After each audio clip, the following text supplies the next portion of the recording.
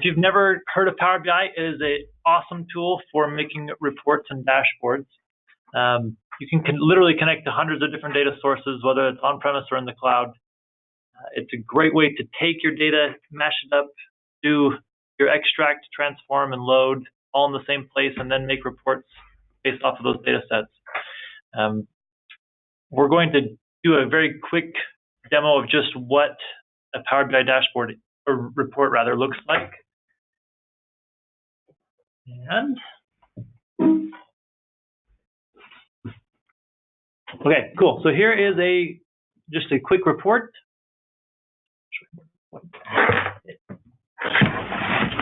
So technical difficulties. Okay, so quick report here. If you were to click on something like the baby boomers right here, you can filter the page based off of the selections you make. And if we come up here to USA and then filter on this as well, you can get a different picture of what's going on underneath your data, very quickly filtering as you click around.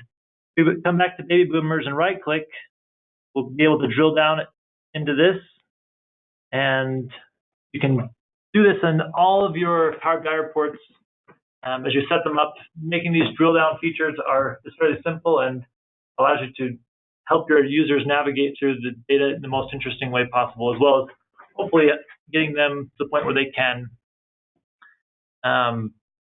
make sense of their data quickly.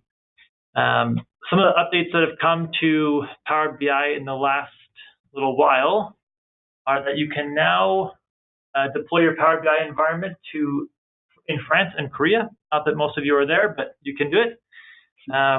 You've also got a new Power BI paginated report builder for those of you using the premium workspaces. This would allow you to make paginated reports or pixel perfect reports, much like you did in SSRS or SQL Server Management or reporting services, and then run them in Power BI Premium.